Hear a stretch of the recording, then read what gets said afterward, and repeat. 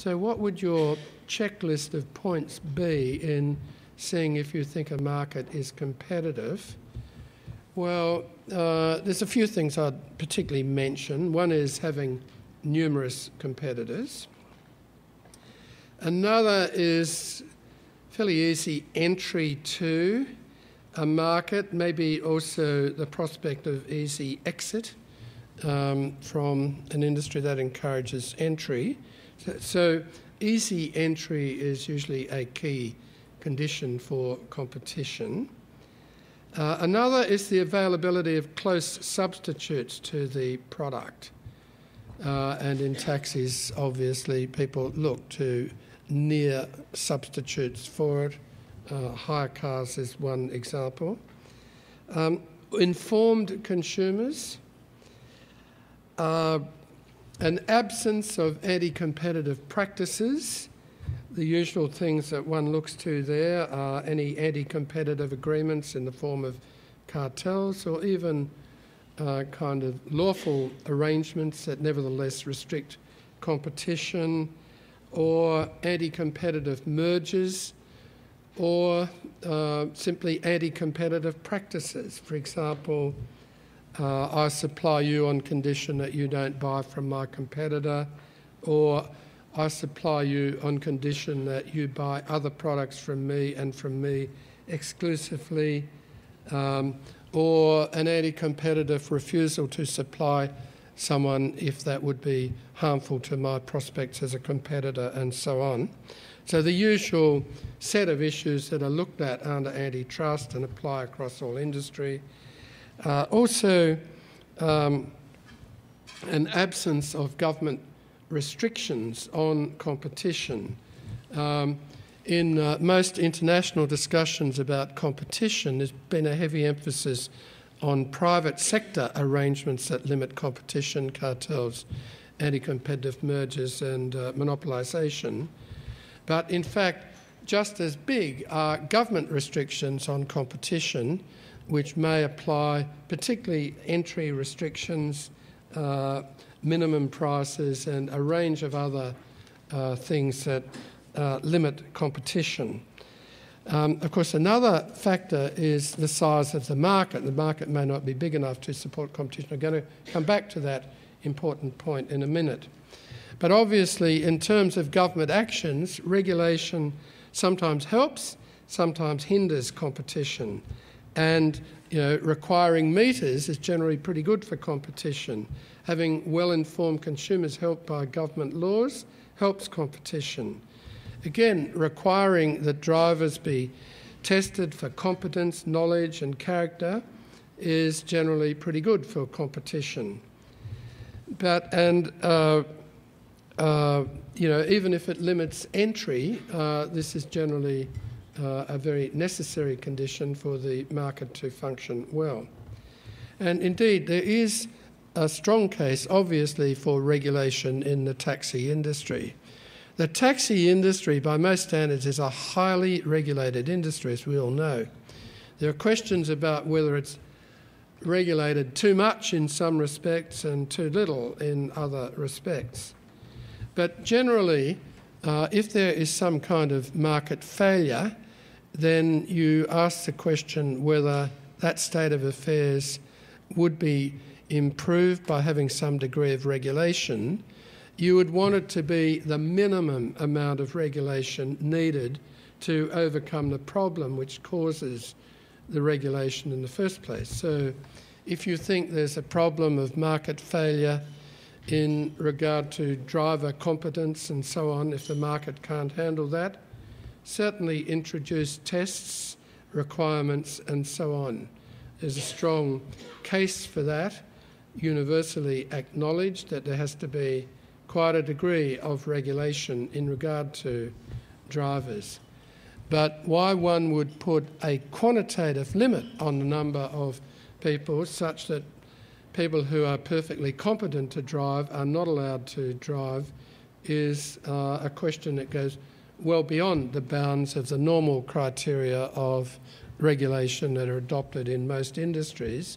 And so that's a very special question, obviously, that arises in the taxi industry and that continues to provoke a great deal of controversy.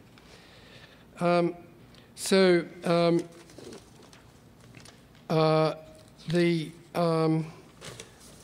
guess having enthused about markets and said something about some of the conditions that generate competition, I should also acknowledge that markets may fail. That is a widely accepted concept, that markets don't work in delivering the goods and services that consumers want. There's a number of clear potential areas of failure in the taxi industry. Obviously, markets don't do a great job in the safety dimension, and so there is quite a strong case for having some regulation in relation to safety of drivers and safety of passengers. Does require intervention.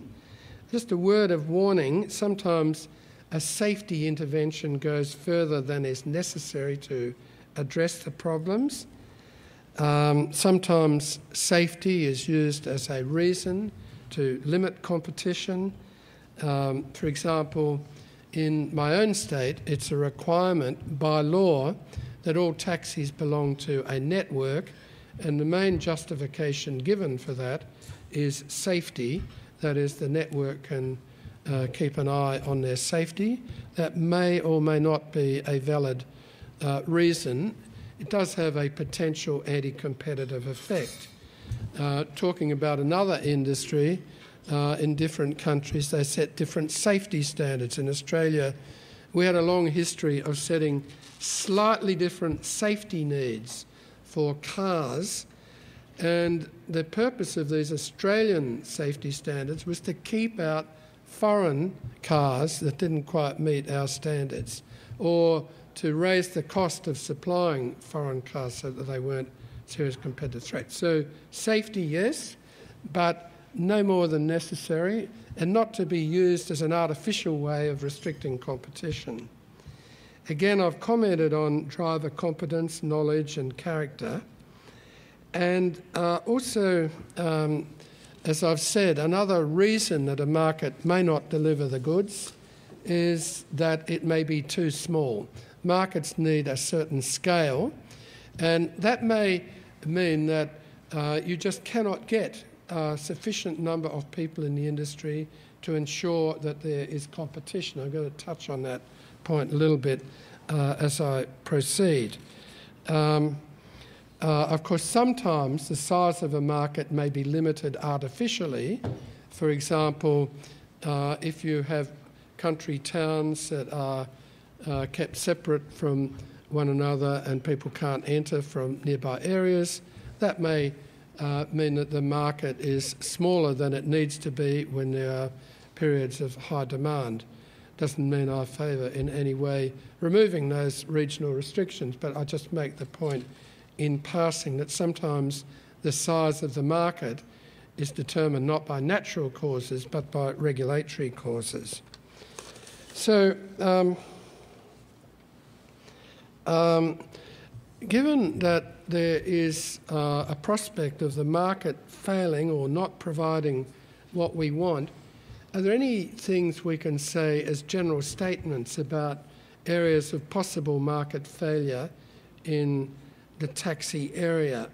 Well, it's early days, but just looking at it from a demand side, first of all, it seems to me, maybe from the consumer point of view, that market failure or exploitation of users is less likely in the bookings market. That here there is quite a good chance for consumers to find out in advance what they'll be offered and to protect their interest quite well. Market failure seems to be much more likely in the rank and hail market. And so one might think about somewhat different approaches to those two classes of markets from a competition point of view. But then let's look at the supply side of the question. Now, your first thoughts might be, well, bookings might be open to quite a lot of competition. But on the other hand, there are also some major economies of scale, which often mean that the bookings market is quite concentrated. If you look at my own state, there are just two major network service providers, and it's often argued that it's unlikely that there would be competition for them. Now, why are they so large in Victoria? Why are there so few? Well, an interesting point is that by law, taxis are required to belong to a network.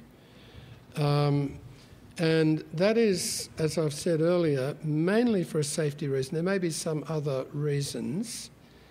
A number of taxi drivers have advised me that they would prefer not to belong to an established network, and they're not happy to have to pay the fees that they do, which is usually one big lump of money. It's not a per service fee.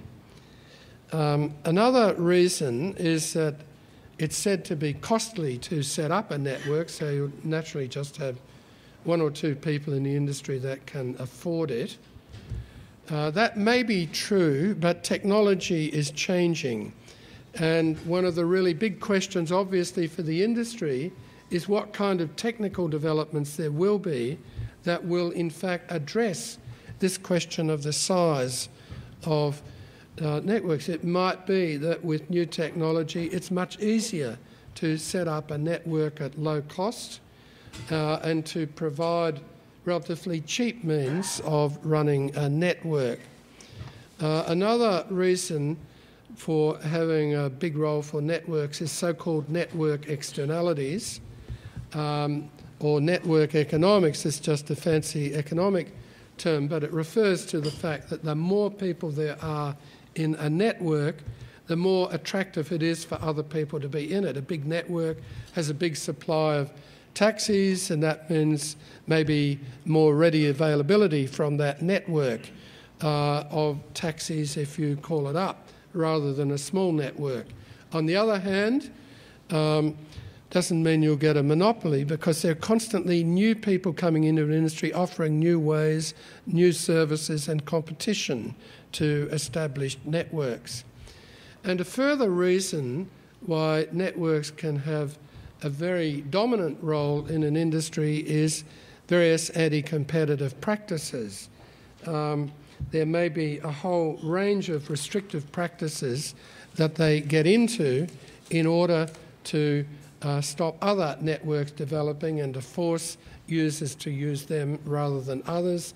There may be tying of the services or the provision of cars or training or something like that that is linked with being part of a network and is not otherwise available. And in Australia, we had a very, very interesting recent antitrust case concerning cab charge, which was found by the Federal Court of Australia to have engaged in what you call monopolisation over here, to have taken advantage of its market power in order to hold back competition from others. And it was fined $15 million for anti-competitive behaviour. It's a very interesting case to read, the ACCC versus cab charge. That's not quite in the network dimension, but it is in the anti-competitive behaviour dimension of the industry as a whole, and points to the sorts of competition issues that can arise in other countries. Well,